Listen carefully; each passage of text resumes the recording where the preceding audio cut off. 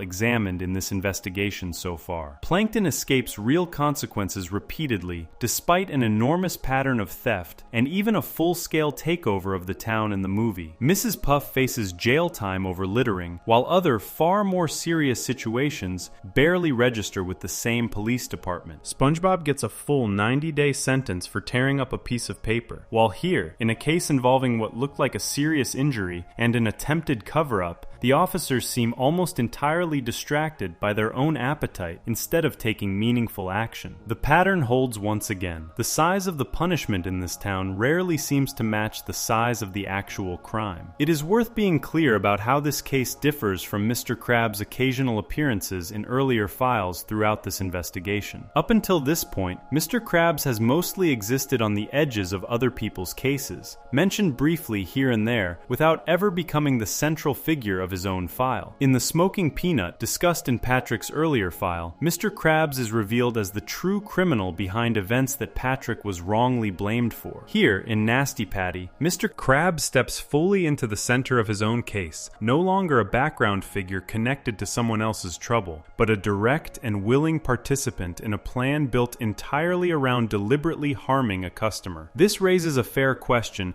about how much responsibility falls on each of the two men involved. SpongeBob, throughout the episode, shows real discomfort with what they are doing, even voicing that discomfort out loud before continuing anyway. Mr. Krabs, by contrast, appears far more committed to the plan from the very beginning, driven by his suspicion about the man's identity and his instinct to protect his business at almost any cost. Both men take part in building the tainted patty. Both men take part in hiding what they believe is an unconscious or lifeless body afterward. The intent behind the plan may have originated more strongly with Mr. Krabs, but SpongeBob's continued participation, especially after admitting the plan did not feel right, means he cannot be treated as simply an innocent bystander swept along by someone else's scheme. This case also connects, in a quieter way, to Mr. Krabs' broader reputation throughout the show as someone whose devotion to money and to the reputation of his restaurant frequently pushes him toward questionable decisions. Beyond the events of this single episode, Mr. Krabs has been documented in other situations, taking things that do not belong to him, including an incident involving a pearl belonging to a character named Clamu. While that particular case does not carry anywhere near the seriousness of what happens in Nasty Patty, it adds to a wider pattern already visible across Mr. Krabs' behavior throughout the series. One where the value of money and the protection of his restaurant consistently outweigh any hesitation he might otherwise feel about doing the right thing. A separate episode called Midlife Crustacean adds another entry connected to Mr. Krabs, though this one involves SpongeBob and Patrick alongside him, rather than SpongeBob acting as his direct partner in crime. In this episode, Mr. Krabs finds himself going through a difficult period, feeling old and unsatisfied with how his life has turned out. In an attempt to cheer him up and help him feel young again, SpongeBob and Patrick invite him along for a night out on the town. Mr. Krabs, unimpressed by how tame their usual idea of a fun evening actually is, pushes for something bigger, and Patrick suggests they finish the night with what is described as a panty raid, breaking into someone's home specifically to steal undergarments as a kind of thrill-seeking prank. The three of them go through with this plan, and while the specific target they choose happens to belong to a family connection that keeps them from facing formal arrest that particular night, SpongeBob himself indicates during this same episode that this is not a one-time event for the group. He suggests, in his own words, that this kind of activity happens regularly, meaning the three of them have broken into other people's homes for this exact same purpose on more than one occasion before this episode even begins. Breaking into someone's home without permission, regardless of what is taken once inside, qualifies as a serious offense in almost any real legal system, and the casual way SpongeBob mentions doing this regularly suggests a habit rather than a single isolated lapse in judgment. This detail adds an important piece to the picture already built around Mr. Krabs in this section. The Nasty Patty case shows him willing to deliberately harm a customer and then attempt to hide what looked like the result of that harm. Midlife Crustacean shows a separate pattern entirely, one where he takes part in repeated home break-ins purely for the thrill of it, alongside two of the very same residents already covered extensively throughout this investigation. Taken together, these two cases suggest that Mr. Krabs' willingness to cross serious lines is not limited to protecting his business. It extends into his personal life as well, showing up whenever the right kind of temptation or thrill presents itself. Stepping back to look at the full picture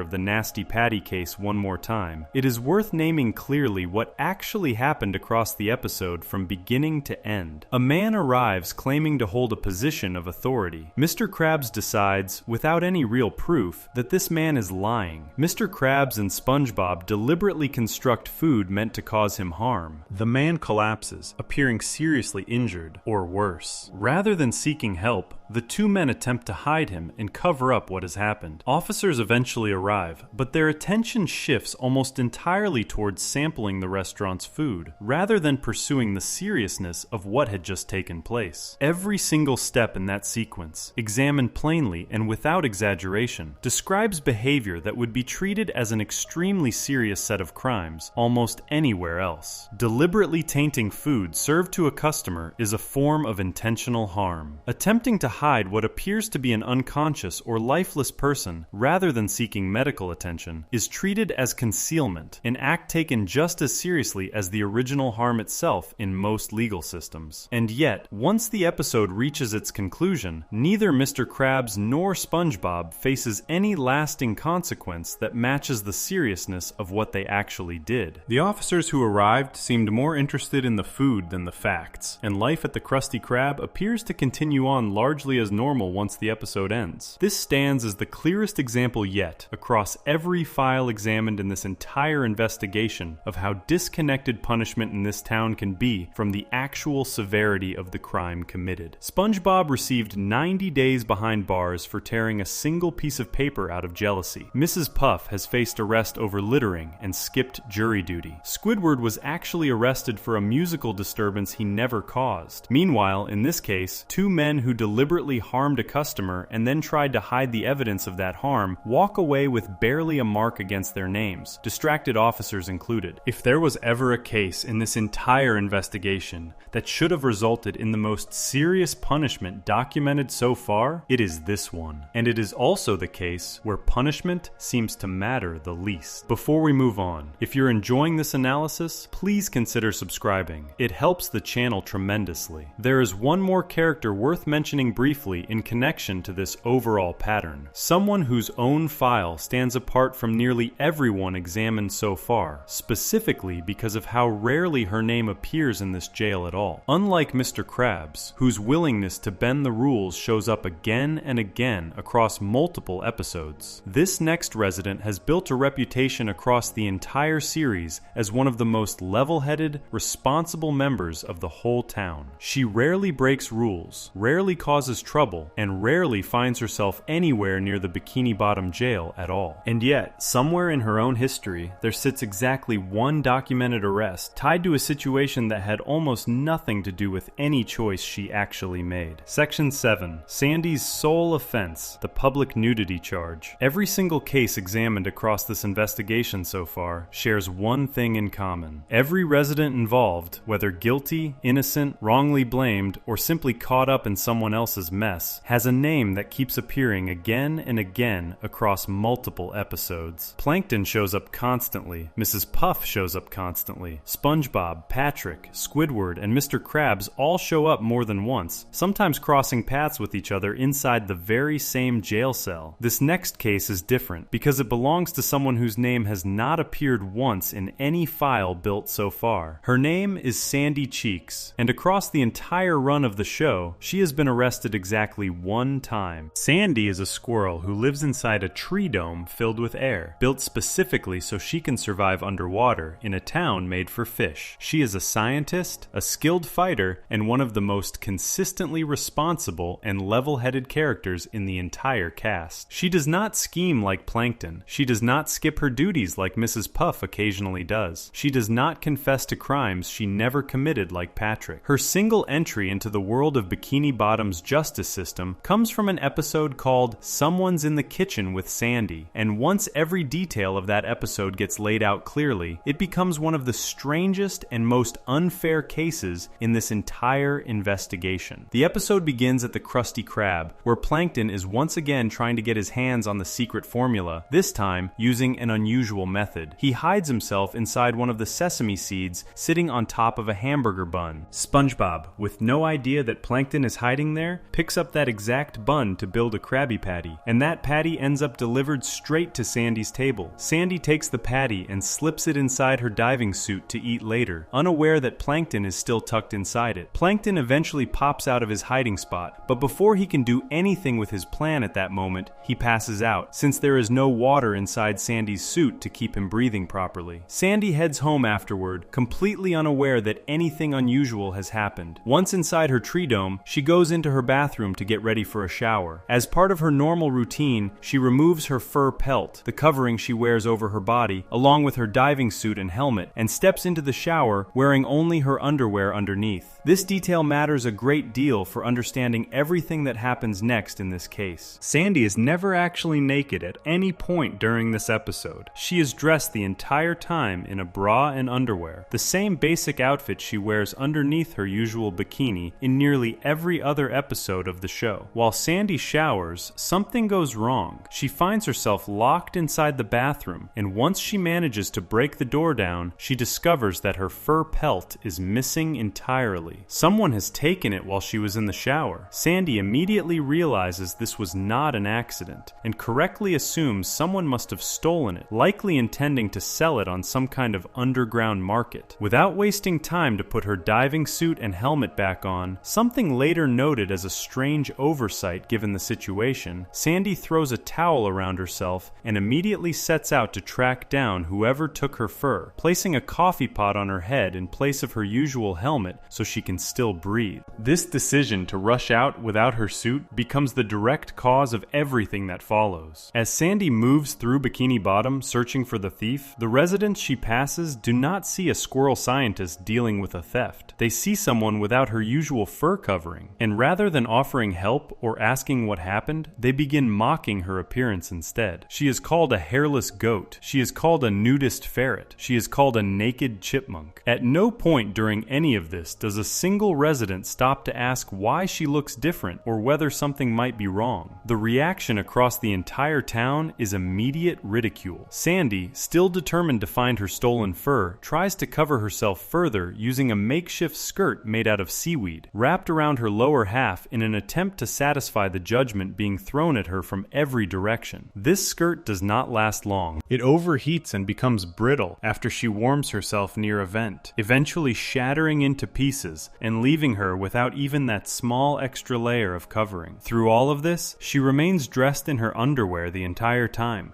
never actually nude, despite how the entire town continues to treat her. Meanwhile, back at the Krusty Krab, Plankton is dealt with directly by SpongeBob in a smaller side plot involving an unrelated lesson about placing a bun correctly on a patty. Eventually, having failed to get anywhere through that approach, Plankton gives up on that particular scheme and makes a break for it with the secret formula, attempting to escape with it in hand. It is at this exact moment that the real Sandy arrives at the Krusty Krab, still without her fur, and stops him just before he manages to get away. She rolls up her stolen fur pelt, which Plankton had apparently been using himself, and traps him inside a jar of mustard as a way of neutralizing him entirely. This moment should be the end of the story. Sandy has tracked down the actual thief, recovered her stolen property, stopped him from escaping with something valuable that did not belong to him, and protected the Krusty Krab's secret formula in the process. By any reasonable measure,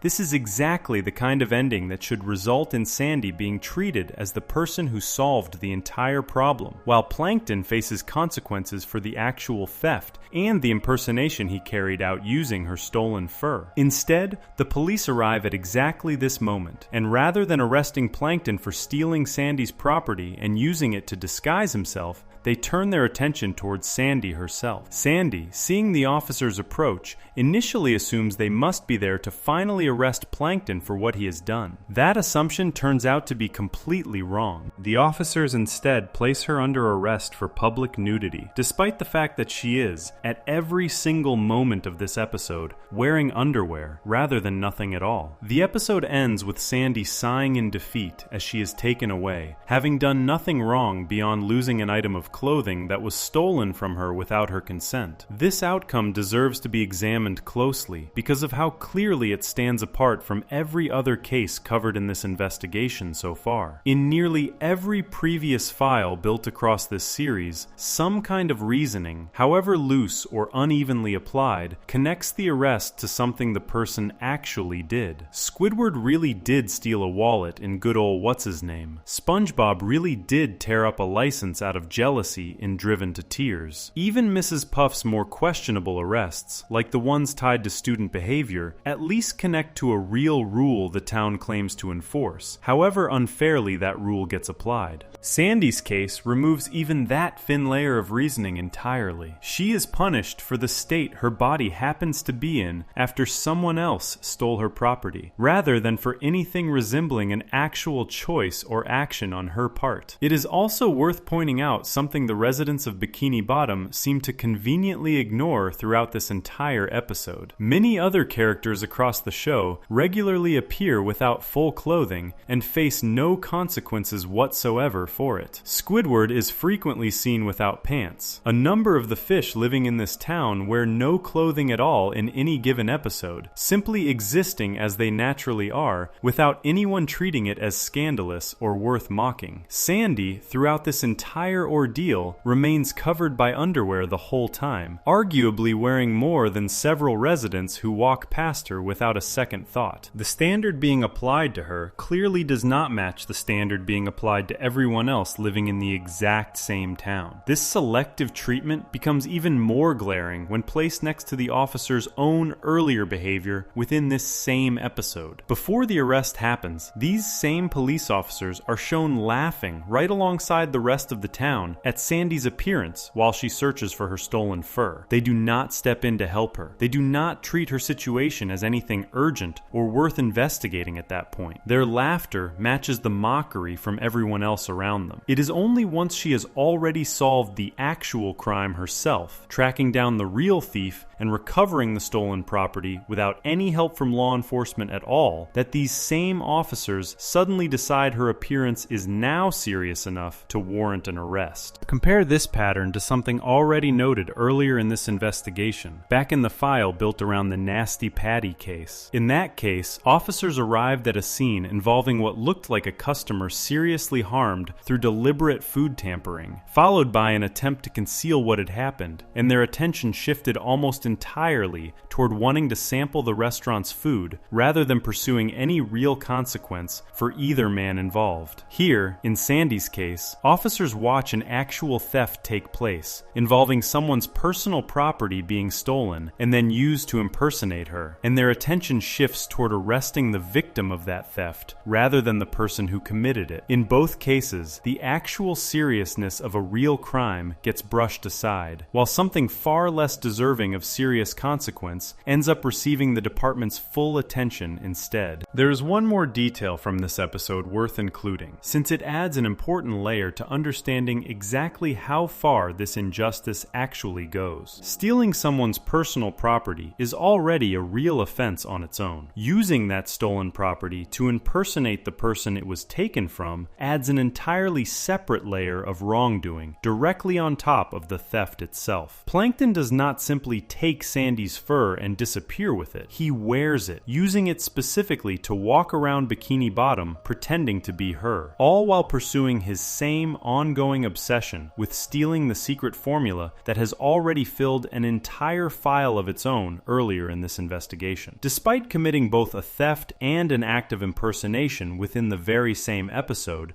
Plankton walks away from this case with no arrest, no jail time, and no consequence of any kind directly tied to what he actually did. This means that within a single 20-minute episode, two separate crimes take place. Someone's personal belongings are stolen without their permission. That same stolen item is then used to impersonate them in order to further a completely different scheme, already documented extensively in Plankton's own file. And at the end of it all, the person who committed neither of those two crimes is the one placed under arrest, while the person responsible for both of them walks away entirely free, presumably already plotting his next attempt at the very same formula he has been chasing since the beginning of this investigation. Taken as a whole, this single case tells a different kind of story than any other file examined so far in this series. Plankton's file shows a pattern repeated across many separate episodes, all connected by the exact same motive. Mrs. Puff's file shows a pattern of being held responsible for other people's actions again and again. SpongeBob's file shows a mixture of honest confusion and one real moment of jealousy-driven wrongdoing. Squidward's file shows a mix of real crime, false accusation, and insecurity-driven impersonation. Patrick's file shows an almost constant presence inside the jail, with no single clear explanation tying it all together. Mr. Krabs and SpongeBob's shared case in the Nasty Patty investigation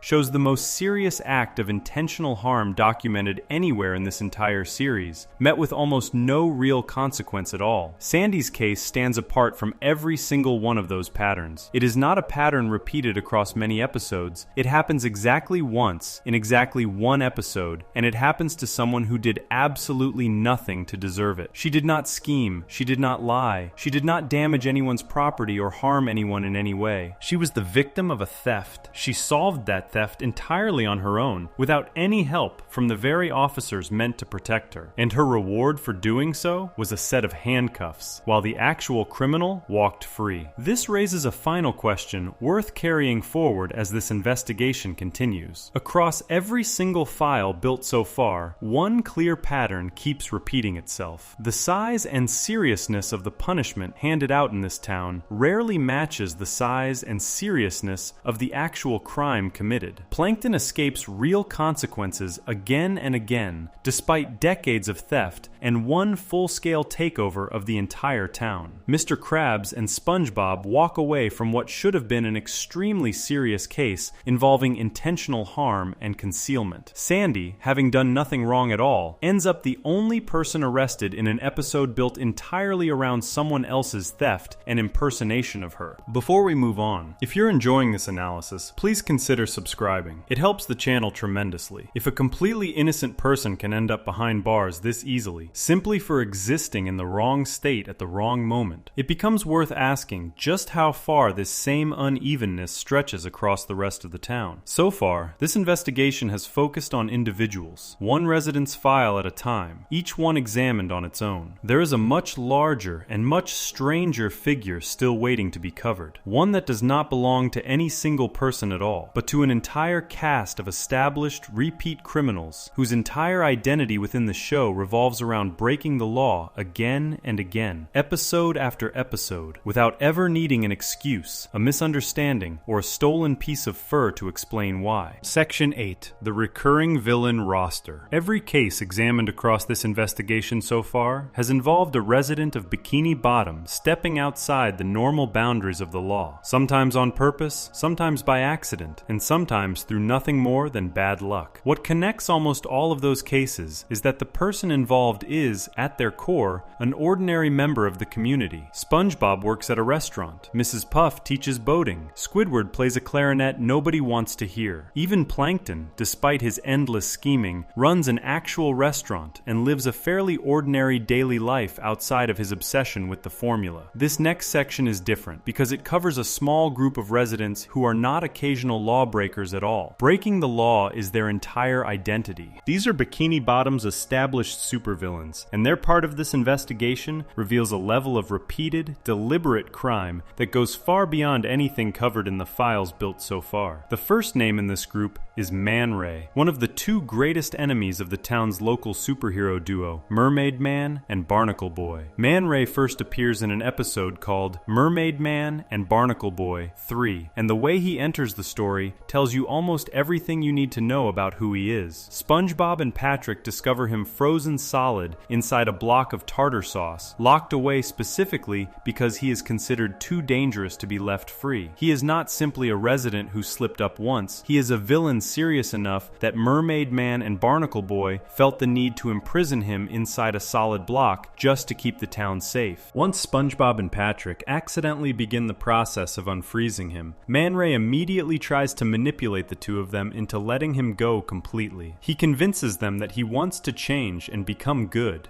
and after enough convincing, they actually remove a device called the tickle belt that had been keeping his dangerous urges under control. The moment he is free of it, Man Ray heads straight for a bank with the clear intention of robbing it. His attempt fails only because the tickle belt's effects linger on him even after it has been removed, leaving him laughing uncontrollably and unable to follow through with the robbery. Rather than facing any consequence tied to the attempted robbery itself, this particular episode ends with him simply giving up and deciding to open a bank account instead. This detail matters because it shows something important about how this town's most serious criminals often escape any real consequence, not through clever escape plans, but through pure chance or unrelated interference. Man Ray does not get caught by police. He does not face trial for the frozen imprisonment or the failed bank robbery. He simply loses interest that day and walks away, free to try again whenever he chooses. And try again he does. According to records built up across the show's history, Man Ray does eventually regain what has been described as his urge to do harm, returning to a life of crime after that brief period of reform. He later appears listed as a villain available for hire, someone other criminals can actually contact and pay to carry out specific jobs. In one documented case, Plankton hires him directly for the specific purpose of helping steal the Krabby Patty secret formula, connecting Man Ray's file directly to the very same obsession that filled an entire earlier section of this investigation on its own. This detail places Man Ray in an unusual position compared to every other criminal examined so far. He is not simply committing his own crimes independently. He is available as a hired resource for other established criminals to use whenever their own schemes require extra muscle or extra skill. Man Ray's file grows even further with the introduction of an organization called EVIL, a group formed specifically to carry out coordinated crimes across Bikini Bottom, alongside a giant sentient bubble of dirt known as the Dirty Bubble, and later joined by a version of Barnacle Boy who temporarily turns against his usual heroic role. Man Ray becomes part of an actual criminal alliance, treated by the town's own news coverage as a serious, ongoing threat. During this documented crime spree, the group is shown zapping buildings, grabbing at local banks, and terrorizing residents at a public gathering spot, all while local news broadcasts openly describe their actions as an active series of crimes taking place throughout the town. This organized version of Man Ray's criminal activity stands in sharp contrast to nearly every other case built across this investigation. Plankton's crimes, however repeated, are always driven by one narrow goal, aimed specifically at a single restaurant and a single piece of paper. Man Ray's crimes, especially once organized under EVIL, are aimed at the entire town itself, treated as a real and ongoing threat requiring genuine intervention from costumed heroes, rather than the regular police department that handles almost every other case in this investigation. Eventually, once this alliance falls apart from the inside due to Barnacle Boy's return to the side of good, Man Ray and the Dirty Bubble are shown arrested and placed in jail together, treated by the community around them as something almost like a punchline rather than a serious consequence. Everyone in the final scene of this episode is shown laughing, including the two villains themselves sitting behind bars. This detail fits perfectly into a pattern already noticed throughout this entire investigation. Even when Bikini Bottom's most dangerous, most repeat offending criminals finally do get caught, the moment is treated with the same lighthearted tone as almost every other arrest covered so far, regardless of how serious the underlying crimes actually were. The second major name in this group is the Dirty Bubble, Man Ray's fellow archenemy of Mermaid Man and Barnacle Boy, and in some ways an even stranger case than Man Ray himself. The Dirty Bubble first appears attacking the two heroes directly, trapping them completely inside his own body in a way that would leave them unable to escape or breathe properly if left unresolved. SpongeBob happens to be nearby and manages to defeat him almost by accident,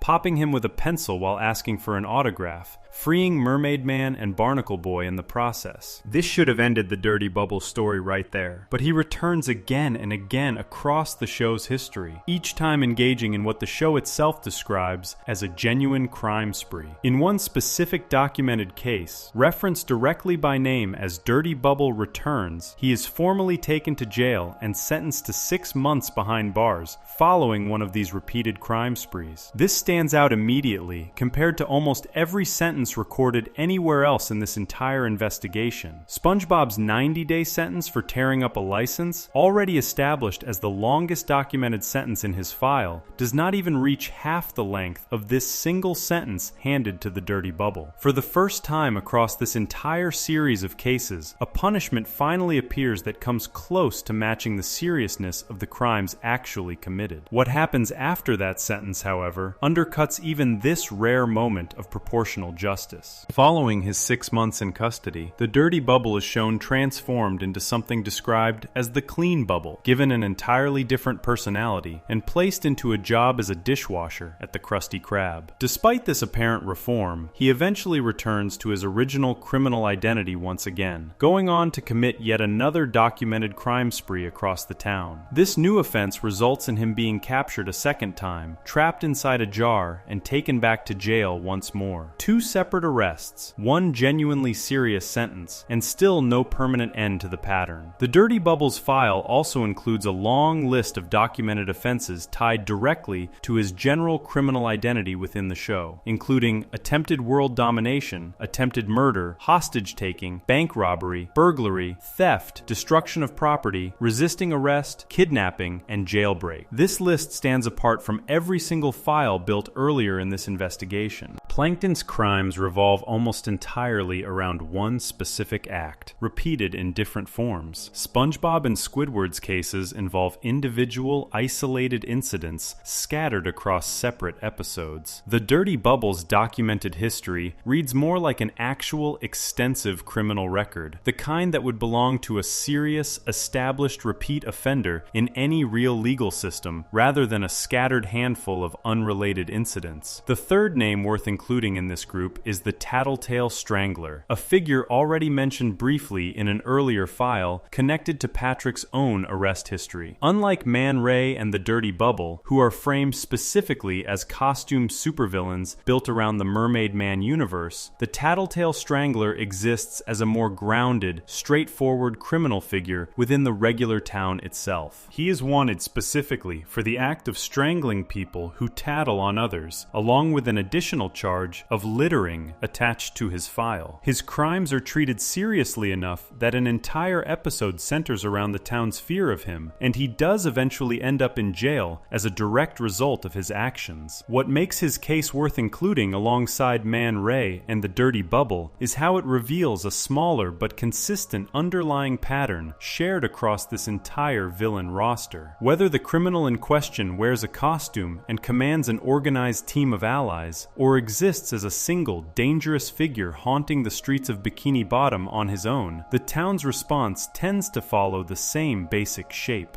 Fear spreads. An arrest eventually happens. And once that arrest happens, life in the town returns almost immediately to its usual rhythm, with barely any lasting sense that something genuinely dangerous had been loose among the residents just moments earlier. The fourth figure worth including here is Flats the Flounder, a character whose criminal behavior looks completely different from anything covered so far in this section, yet still belongs firmly within this same category of established repeat offenders. Flats does not wear a costume, does not command a team of fellow villains, and has never been formally sentenced to jail time anywhere in his documented appearances. What defines him instead is a pattern of sustained physical violence and intimidation, most clearly shown in an episode centered entirely around him, simply titled The Bully. In this episode, Flats joins SpongeBob's boating class as a new student and immediately threatens to physically harm him without any real explanation given. SpongeBob spends the entire episode trying to escape this threat, seeking help first from Patrick, who turns out to already be friends with Flats from an earlier point in their lives, and then from Mrs. Puff, who dismisses the seriousness of the threat entirely rather than protecting her student. Flats eventually follows through, punching SpongeBob relentlessly over an extended period of time, continuing the assault until he physically collapses from sheer exhaustion. Beyond this central episode, Flats is documented elsewhere threatening his own father simply for being caught speaking with SpongeBob, and attempting to run SpongeBob over with a garbage truck on a separate occasion. Even after SpongeBob personally saves his life following a car accident, Flats continues trying to harm him afterward, showing no change in behavior despite having just been rescued. Taken together, this pattern of documented physical assault, direct threats made against his own family member, and repeated attempts at serious harm using a vehicle as a weapon describes a consistent and ongoing danger to public safety, regardless of the fact that no formal arrest or jail sentence appears anywhere in his file. This detail is worth sitting with directly. Across every earlier section built in this investigation, arrests happened over stolen balloons, torn up licenses, littering, missed jury duty, and a state of undress caused entirely by someone else's theft. Flats the Flounder, despite committing repeated documented assault and multiple attempts at serious harm using both his own fists and a moving vehicle, faces no equivalent consequence anywhere in the show's history. This stands as one of the clearest examples yet of just how disconnected punishment in this town truly is from the actual seriousness of the crime being committed. A missing balloon results in a jail cell, however briefly. Repeated, documented violence resulting in genuine physical danger results in nothing at all. Looking at this entire roster side by side, from Man Ray's organized alliance built specifically around coordinated crime, to the Dirty Bubble's extensive list of serious offenses and rare proportional sentence, to the Tattletale Strangler's straightforward reign of fear across the town, to Flats the Flounder's pattern of documented violence that never once results in a formal consequence, a much larger picture begins to take shape across this entire investigation. Every earlier file built in this series has focused on an individual resident stepping outside the law occasionally, sometimes by accident, sometimes through wrongful blame, and sometimes through a single genuine lapse in judgment. This section reveals something different entirely. Bikini Bottom maintains an actual population of established, repeat-offending criminals, some organized into alliances, some operating entirely alone, whose crimes are treated by the town's own news coverage as genuine, ongoing threats rather than isolated incidents. And yet, even against this backdrop of real, documented danger, the town's overall relationship with punishment remains just as uneven and unpredictable as it has been in every single case examined so far. A supervillain sentenced to 6 months stands right alongside a violent bully who never faces any consequence at all, and both of them exist in the very same town where a boating instructor can be jailed for skipping jury duty and a squirrel can be arrested for a theft she did not commit. Before we move on, if you're enjoying this analysis, please consider subscribing. It helps the channel tremendously. This raises one final consideration worth carrying forward into the remainder of this investigation. If the town's most dangerous, most clearly documented criminals can move freely between arrest, escape, reform, and relapse without ever facing a truly lasting consequence, and if some of its most violent repeat offenders never face any consequence whatsoever, then the entire structure meant to enforce order in this town deserves one final, closer look. Not at any single criminal or any single victim, but at the department itself. The officers who decide who gets arrested, who gets ignored, and who gets left to walk free, while someone entirely innocent takes their place behind bars instead. Section 9. A police department with its own track record. Every single case examined across this entire investigation eventually leads back to the same group of people. Someone has to decide who gets arrested. Someone has to decide who gets a warning and who gets a set of handcuffs. Someone has to decide whether a torn-up license deserves 90 days behind bars, while a documented pattern of physical violence deserves nothing at all. That someone is the Bikini Bottom Police Department, and once its own record gets examined directly, it becomes clear that the officers responsible for enforcing the law in this town have a pattern all their own, one built on inconsistency, poor judgment, and a set of priorities that rarely seem to match the actual seriousness of what is happening around them. Start with the charges the department has handed out for reasons that barely qualify as real crimes at all. Somewhere in this town's official record sits a documented charge for loitering, applied to residents who were simply playing rather than than actually causing any disturbance. Sit with that for a moment. An officer somewhere decided that people enjoying themselves without bothering anyone deserved the same category of legal attention as theft, assault, or property damage. This is not an isolated, strange decision either. The department's own history includes another documented charge for throwing away a Krabby Patty, treated seriously enough to become an official case, apparently because the act hurt SpongeBob's feelings rather than because it caused any actual harm to anyone or anything. These two cases alone tell us something important about how this department decides what counts as worth their attention. A real legal system exists to protect people from harm, to hold people accountable for actions that damage others or their property, and to maintain some basic sense of order and safety. Somewhere along the way, Bikini Bottom's police department appears to have lost sight of that basic purpose, treating hurt feelings and harmless play as offenses worth official charges, while, as already documented extensively across this entire investigation, actual violence, actual theft, and actual harm regularly slip through without any consequence at all. The department's record includes another remarkable entry, an embezzlement case involving over $75,000 worth of ham sandwiches. This is worth reading twice, because it is exactly what it sounds like. A financial crime, embezzlement, something normally associated with serious white-collar offenses involving businesses and large sums of money, shows up in this town's official record attached specifically to sandwiches. Whether this reflects a genuinely serious case handled with complete seriousness by the department, or simply another example of how loosely this town applies real legal terms to fairly ordinary situations, it stands as one of the stranger entries in the department's entire history. Now turn to an episode called Student Driver Survivor, which reveals something a little more troubling about how carefully this department actually investigates the crimes it does decide to pursue. In this episode, someone is arrested specifically for handing out phony driver's licenses, essentially distributing fake identification documents that allow people to drive without actually being properly qualified or tested. This is, on its own, a genuinely serious offense, one that could reasonably lead to real danger if untrained drivers are let loose on the road with documents claiming they know what they are doing. Place this case directly next to something already established earlier in this investigation, back in the file built around SpongeBob's own record. SpongeBob himself has failed his boating test more times than can be easily counted across the entire run of the show, and yet, at one point, records confirm that Mrs. Puff passes him despite this repeated failure, specifically because she has grown so exhausted by his repeated attempts that she simply wants him gone from her classroom. If handing out phony licenses without proper testing is treated as a real, arrestable offense in this town, it raises a fair question about how differently that same standard applies to a licensed instructor knowingly passing a student who has not actually demonstrated real competence behind the wheel. The department pursues the fake license distributor as a criminal. The real instructor, who granted an undeserved license through simple exhaustion, faces no equivalent scrutiny at all. This selective attention becomes even clearer once compared against the department's handling of Mrs. Puff's entire file, already built in detail earlier in this investigation. Records show her held legally responsible for her students' reckless behavior in multiple separate episodes based on a specific rule stating that a boating instructor can be held accountable for any minor delinquent action committed by a student under her care. This rule, on its own, might sound like a reasonable way to hold instructors accountable for genuine negligence. Applied consistently, it should mean that any instructor whose teaching leads to real danger faces real consequences. Instead, the department applies this rule unevenly, holding Mrs. Puff responsible again and again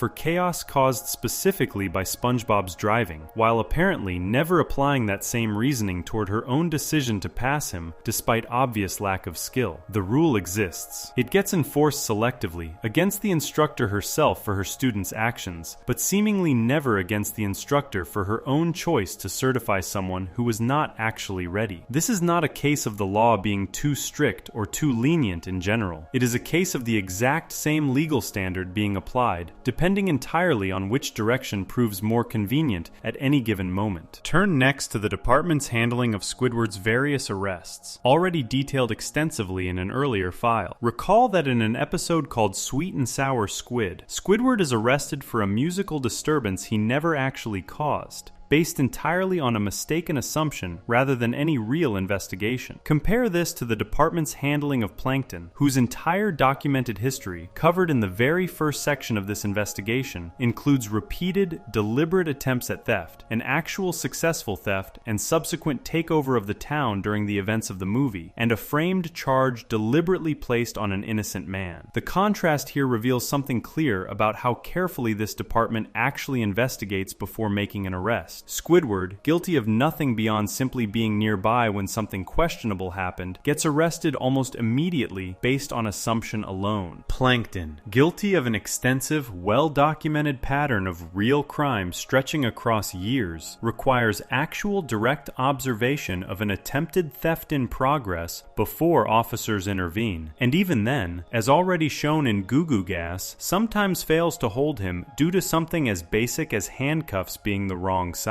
The department moves quickly and confidently when arresting someone based on a hunch. It moves far less effectively when actually trying to contain someone whose guilt is already well established through years of repeated behavior. There is also the matter of how the department treated Sandy, already covered in full detail in an earlier section of this investigation. Recall that in Someone's in the Kitchen with Sandy, officers are shown laughing alongside the rest of the town at Sandy's appearance while she desperately searches for her own stolen property. They offer no help during this search, treating her situation as a source of entertainment rather than a genuine theft in progress. It is only after Sandy successfully recovers her stolen fur and defeats the actual criminal entirely on her own, without any assistance from law enforcement whatsoever, that these same officers finally decide to take action. And even then, they choose to arrest the victim of the theft rather than the person who actually committed it. This case alone reveals something troubling about the department's basic priorities. When faced with an actual crime already in progress, a genuine theft affecting an innocent resident, the department's first instinct was amusement rather than investigation. Only once the situation had already been resolved by someone else entirely did officers step in, and even then, they directed their attention toward punishing the wrong person rather than correcting their own earlier failure to help. The department's handling of the Nasty Patty case, already covered in detail in an earlier section, adds yet another layer to this pattern. Recall that Mr. Krabs and SpongeBob deliberately constructed food meant to cause harm to a man they believed was a fraud, watched him collapse afterward, and then attempted to hide what they believed was his unconscious or lifeless body, rather than seeking help. When officers eventually arrive in connection with this situation, their attention shifts almost immediately towards sampling the restaurant's food rather than pursuing the seriousness of what had actually taken place. This stands as perhaps the clearest example in this entire investigation of the department's priorities becoming completely disconnected from the actual severity of the crime unfolding directly in front of them. Taken together, these cases paint a picture of a department whose decisions rarely seem to follow any consistent standard. Loitering while playing becomes a chargeable offense. Throwing away food becomes a chargeable offense. Meanwhile, actual attempted harm, followed by an attempted cover-up, barely registers as worth investigating once food becomes available nearby. A completely innocent theft victim gets arrested, while the actual thief walks free. An instructor gets blamed repeatedly for her students' mistakes, while her own choice to knowingly pass an unqualified driver faces no scrutiny whatsoever. Squidward gets arrested on assumption alone, while Plankton, guilty many times over through an extensive documented history, occasionally slips free due to nothing more than an equipment mismatch. There is one more detail worth including here, something that ties this entire section directly back to nearly every earlier file already built throughout this investigation. Officers are shown laughing at the conclusion of Man Ray and the Dirty Bubble's arrest, following the collapse of their organized crime alliance, treating the capture of two genuinely dangerous, repeat offending criminals with the exact same lighthearted tone applied to almost every other arrest examined across this entire series. Whether the person behind bars is a supervillain responsible for terrorizing the entire town, an innocent teacher blamed for a student's mistake, or a wrongly accused squirrel who solved her own case without any help at all, the department's overall reaction rarely changes. Laughter laughter, casual dismissal, and a general sense that none of this ever really matters all that much, regardless of what actually happened to land someone in that cell. This pattern, examined across the entire department's history rather than any single case on its own, suggests something worth sitting with as this investigation nears its conclusion. The uneven punishments, the selective enforcement, the arrests based on assumption rather than evidence, and the strange priorities shown again and again throughout this entire series do not trace back to any one officer having a particularly bad day. They trace back to an entire institution built around inconsistency from the very beginning. One where the actual severity of a crime rarely determines the actual severity of the response. Before we move on, if you're enjoying this analysis, please consider subscribing. It helps the channel tremendously. Every file built throughout this investigation, from Plankton's decades-long obsession to Mrs. Puff's pattern of wrongful blame, to SpongeBob's mixture of honest confusion and one real moment of jealousy, to Squidward's tangled mix of real crime and false accusation, to Patrick's constant, unexplained presence behind bars, to the genuinely serious and largely unpunished events of the Nasty Patty case, to Sandy's single unjust arrest, to an entire roster of established repeat offenders moving freely in and out of custody, all eventually connects back to this same department and the same building, where nearly all of them, guilty or innocent, eventually end up spending at least some time. That building itself, sitting quietly at the center of this entire investigation, has never once been examined directly on its own, despite appearing in nearly every single case covered so far. Section 10. Inside Bikini Bottom Jail, the building itself. Every single case documented throughout this entire investigation eventually leads to the same place. Whether the person involved is guilty, innocent, wrongly blamed, or simply caught up in someone else's mess, they almost always end up walking through the doors of the same building. This final section turns away from any single resident's file and looks instead at the jail itself.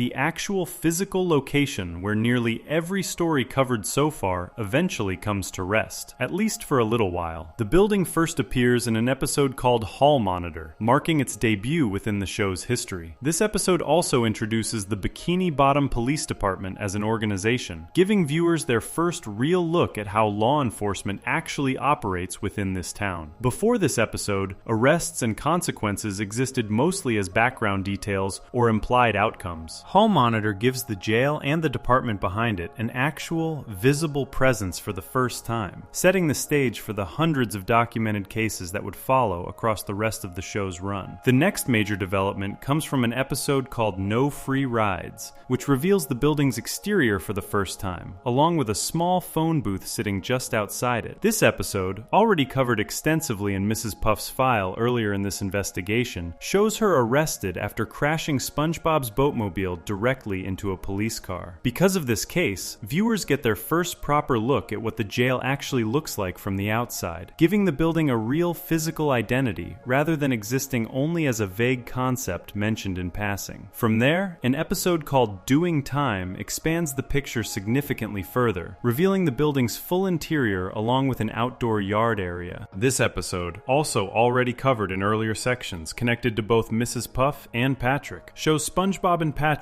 attempting to break Mrs. Puff out of custody after she is sentenced there once again. Because of the plot's focus on an actual attempted escape, this episode requires viewers to see much more of the building's actual layout than earlier appearances had shown. A jail meant only to hold one or two occasional troublemakers would not need a full escape plot built specifically around its interior structure and its outdoor grounds. Doing Time makes clear that this building holds enough people and requires enough security to make a proper breakout attempt into a real, sustained plot on its own. An episode called Driven to Tears, already covered extensively in SpongeBob's own file, adds another layer to the building's history by connecting it directly to the show's single longest documented sentence. Recall that SpongeBob receives 90 days behind bars in this episode after tearing up Patrick's driver's license out of jealousy, officially charged with littering rather than destruction of a personal document. This case matters here specifically because it shows the building being used for an unusually extended stay compared to nearly every other documented sentence throughout this investigation. investigation. Most cases covered across this entire series involve arrests lasting seconds, minutes, or at most a single scene before resolution. 90 days stands apart as a genuine, extended sentence, suggesting the building operates as something closer to a real functioning prison rather than a temporary holding area used only for brief comic interruptions. An episode called Good Ol' What's-His-Name, already covered in Squidward's file, introduces something new about how the building's living arrangements actually work. In this episode, Squidward and Patrick are shown sharing an actual cell together, while SpongeBob and Mr. Krabs visit from outside. This detail confirms that the building operates using a shared cell system rather than placing every prisoner in complete isolation, a detail that becomes important once the building's role expands even further in later episodes. An episode called Krabby Road, already covered extensively in Plankton's own file, introduces a specific detail found nowhere else across the entire series. This episode reveals a private cell inside the jail, built specifically for Plankton due to how often he ends up in custody. According to the building's own documented history, this remains the only appearance of that particular private cell anywhere in the show. Every other documented case throughout this investigation involves either a shared cell, a general holding area, or a full outdoor yard shared among multiple prisoners. Plankton's private cell stands as a unique exception, existing as a strange kind of recognition for just how often one particular criminal has passed through this building's doors compared to almost everyone else combined. An episode called Jailbreak takes the building's role even further, marking what its own documented history describes as its first major role within the series. Already covered briefly in Plankton's file, this episode shows him organizing an actual escape attempt from inside the building, pulling other inmates into his plan, and turning the jail itself into the central setting for an entire episode's plot. This represents a clear shift from earlier appearances, where the jail served mainly as a brief destination at the end of an unrelated story. By this point in the show's history, the building itself has become significant enough to support an entire episode built directly around daily life inside its walls. An episode called The Executive Treatment, already mentioned briefly in Patrick's file, adds Patrick to the building's growing list of documented residents sent there after being mistaken for an executive due to circumstances never fully explained on screen. This case reinforces something already noticed throughout multiple sections of this investigation. The building does not discriminate between genuinely guilty prisoners and completely innocent residents swept up through simple misunderstanding. Both categories end up walking through the exact same doors, sitting in the exact same cells, treated by the surrounding system with roughly the same level of casual indifference. An episode called Cave-Dwelling Sponge, already covered in SpongeBob's file, shows him sentenced there falsely for vandalism, actually committed by someone else entirely. This case adds to the building's growing reputation as a place where guilt and innocence rarely seem to matter as much as simply being present at the wrong moment, when officers arrive looking for someone to blame. An episode called The Krusty Slammer introduces a detail that reveals something about the building's actual physical limits. In this episode, the jail is shown to be too full to hold Plankton upon another attempted arrest, forcing the situation to be handled differently than usual. This detail matters because it confirms the building operates with real, limited capacity, rather than existing as some kind of endless holding space capable of absorbing every single documented case covered throughout this investigation without any strain at all. Given how frequently residents throughout this entire series end up arrested, sometimes multiple times within a single episode, a building with actual capacity limits suggests that Bikini Bottom's arrest rate must be extraordinarily high relative to its size, high enough to occasionally overwhelm the very facility built to contain it. An episode called Potato Puff, already covered in Mrs. Puff's file, shows her driving her boatmobile directly through the jail itself while attempting to follow her own instructions during her attempt to avoid administering another boating test. This detail adds a small but memorable piece to the building's physical history, showing it as vulnerable to at least one documented instance of vehicle-related property damage caused by one of the town's own residents, rather than any external threat. An episode called Patrick the Mailman, already covered in both SpongeBob and Patrick's files, sends the two of them to the jail together after taking a mail truck without permission. This case reinforces a detail already noticed multiple times throughout this investigation: the tendency for SpongeBob and Patrick's legal troubles to result in shared custody together rather than separate individual consequences. An episode called X Marks the Pot introduces a new detail connected to Man Ray, already covered extensively in the villain roster section of this investigation. This episode shows him released from prison, confirming that his earlier documented arrest alongside the Dirty Bubble did eventually come to an end, allowing him to return to the town and, based on his broader documented history already covered, likely resume the same pattern of criminal activity that landed him there in the first place. An episode called Patrick's Prison Pals, already mentioned briefly in Patrick's file, sends him to the building once again, this time alongside a character named Bunny. This case adds to the already extensive list of documented visits tied specifically to Patrick, reinforcing his position as one of the building's most consistent and familiar residents across the entire investigation. There is also a detail worth including about the building's overall history across the entire run of the show. According to its own documented record, only 2 full seasons exist where the jail does not appear at all anywhere within that season's episodes. Given how frequently this building shows up across the dozens of separate cases already covered throughout this entire investigation, involving nearly every major resident examined so far, this detail helps put into perspective just how central this one location actually is to daily life in Bikini Bottom. Across the vast majority of the show's history, spanning multiple seasons and dozens of documented cases, this jail exists as an almost constant presence, sitting quietly in the background of nearly every episode, even when it does not become the direct focus of the plot. A small but memorable detail from an episode called Life of Crime, already covered extensively in both SpongeBob and Patrick's files, adds a strangely warm touch to the building's overall reputation. Recall that after SpongeBob and Patrick are informed their balloon theft was actually legal due to it being National Free Balloon Day, the officers who release them provide lollipops as a parting gesture before sending them home. This detail suggests that despite everything else documented throughout this investigation, the building itself and the officers who run it do not appear to operate purely out of cruelty or indifference. There exists, at least occasionally, a small gesture of kindness extended even to residents who were never actually guilty of anything in the first place. An episode called Doing Time provides one final detail worth including here, something already touched on briefly in an earlier section, but worth returning to directly. This episode shows the jail's population appearing to consist mostly of clearly female prisoners, with no unambiguously male prisoner shown anywhere within that particular episode. Records suggest this detail may not actually reflect anything real about how the building operates overall, since Mrs. Puff's experience throughout much of that episode takes place largely within her own imagination, rather than as a literal depiction of events. And other episodes throughout this investigation clearly show male prisoners occupying the same building without any issue. This detail stands as one of the few genuinely unclear points across this entire investigation, worth acknowledging honestly, rather than treating as a confirmed, settled fact about how the building's population actually works. Looking back across every single detail gathered in this final section, a clear picture finally comes into focus, one that connects directly back to every single file already built throughout this entire investigation. This building is not simply a background prop appearing occasionally for a quick joke before the plot moves on to something else. It has an actual documented layout, including a yard, a phone booth, shared cells, and at least one private cell built specifically for its most frequent visitor. It has actual limits on how many prisoners it can hold at once. It has a history stretching across nearly the entire run of the show, missing from only 2 full seasons out of many. It has held nearly every major resident already examined throughout this investigation at some point, from established, repeat offending criminals with genuinely dangerous documented histories to a completely innocent squirrel arrested for nothing more than the state plankton's theft left her body in, to a boating instructor punished again and again for choices she never actually made herself. Every case gathered across this entire investigation, from the very first file built around Plankton's decades-long obsession with a single stolen recipe, through Mrs. Puff's pattern of wrongful blame blame. SpongeBob's mixture of honest confusion and one real moment of jealousy. Squidward's tangled mix of real crime and false accusation. Patrick's constant and largely unexplained presence behind bars. The genuinely serious and almost entirely unpunished events of the Nasty Patty case. Sandy's single, deeply unjust arrest. An entire roster of established repeat offenders moving freely between capture and release. And finally, the uneven, inconsistent decisions of the department responsible for enforcing all of it. All leads back to this one building. It sits at the center of Bikini Bottom's entire relationship with justice, holding within its walls the same strange mixture of real guilt, wrongful blame,